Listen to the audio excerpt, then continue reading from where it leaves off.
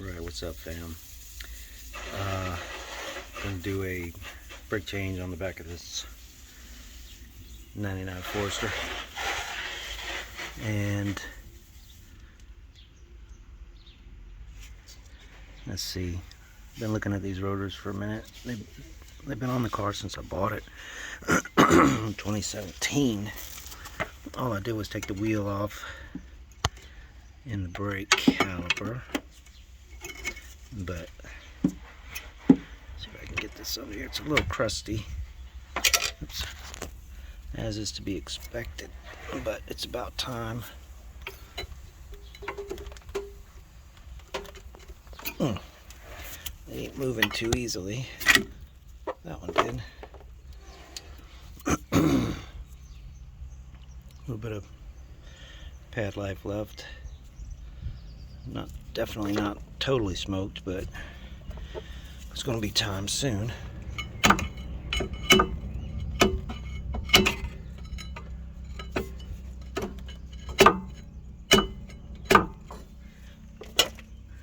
See if we can get this.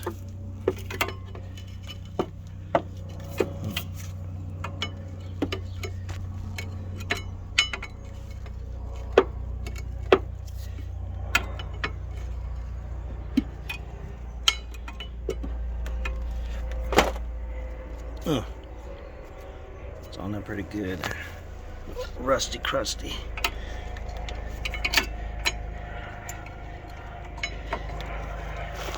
When I put this stuff back together, definitely try to use some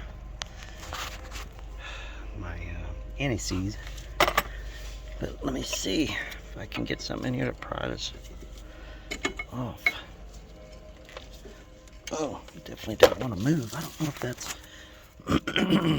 indicative also of a sticky caliper, but it certainly hasn't come off. Or it certainly may not release easily either. So, I guess it's a good thing doing this. Let me pause the video and get this in there. Maybe go get a screwdriver. Alright, so I used my pry bar a little bit better, but that's probably why one pad was more worn than the other. For some reason the outer pad got half as much as what's left on the inner pad. Usually this one next to the piston wears faster because that's where the pressure is applied. But this one probably wasn't releasing, so it was always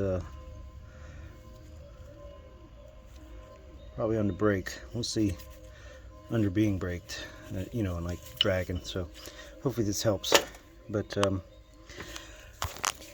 yeah, I don't really know too much of the status of these. They were on the car when I bought it in 2017. I haven't really had to mess with anything. I didn't do brakes or nothing like that. I just left it, ran with it. They've held up good. I'm going to grease these again. I'll do the other side. The plan is for these two brakes go on there, some stop tech, good pads, and then got a leaking rack and pinion, so I'm going to see if I can get to that. Hopefully the weather stays nice. It's supposed to rain a little bit today, but try to see what we can accomplish, and then if it's got enough time, depending on how much sun is out there, I may try to do a transmission VTD swap. But we'll see how this goes and what the weather holds out for.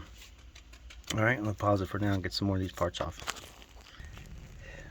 All right, about 5 minutes later, just looking at the inside here. I got some new parking brakes, brake shoes as well, e-brake, whatever. Looking at this rotor, not too bad, even wear, a little rusty on the edges, but it'll get it done. Let me see about getting them turned. I got a micrometer in the garage. It tells you minimum thickness 8.5. Oops, I can tear check it, see if it's worth turning and save me a pair of, or buy some, but if not, I'll toss them. But for this ease and time, put these new ones on. That'll be good. Clean those off, put them on. Put some new shoes, parking shoes, e-brake shoes. Clean this up. This side will be good for another couple of years. We'll see. But yeah, everything came off good, so that's nice. Wheel bearing's still tight. I'm pretty sure I put that on not too long ago. So, all right, we'll keep moving. Right, so moving up these slide pins. I know maybe first instinct is to gob it on there, but definitely don't want to put too much, because then it won't slide in and out correctly. But I'm finding a decent amount that'll give it that sweet sliding effect, floating pin effect is what you want. So I got my parking brakes off, cleaned up this caliper bracket pretty good. Use my little tool here. Hit my faces, make sure there's some clean faces here to put some. Usually I put a little bit of this on a couple of things just so it helps with the wear, not metal to metal drive. But I think we're ready to reassemble. Got my parking brake equipment or hardware laid out correctly the way it came off. Man, this little horseshoe looking thing has always been a pain in the ass to get off, but unfortunately I didn't get a new one with these brakes, which we just got to reuse it, so can't really tear it up too much. But these aren't too bad.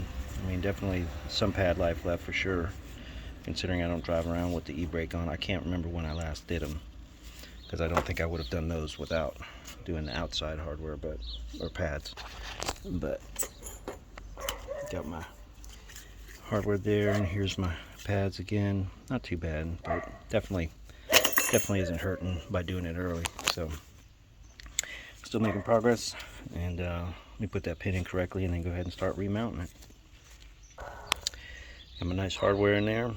I don't really put too much anti-seize on this stuff. I don't mind metal to metal here, but when I put my pads in here, usually I do try to put some anti-seize in there in these channels so it doesn't, you know, I mean, bring them it's new, it'll move pretty good for a while, but over here in Germany they salt on the roads and the dissimilar metals, higher chance of it rusting together. So I usually slap some anti-seize in there and try to help it slide a little bit better. But having this new hardware in there, you definitely want, you know, a little bit of tension on the pads to hold it in place. But I am glad that they give you this new stuff.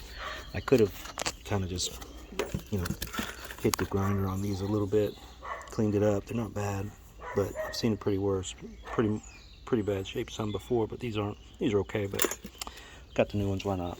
So almost done. All right, oops. All right, got my parking shoes back on. E-brake shoes, whatever. These things are always the hardest to get them lined back up, but once I got everything on, just gave the wheel a little bit of grinding real quick, kind of get off some of the surface rust. Gave the e-brake a couple pulls, make sure it was full, working right, no binding.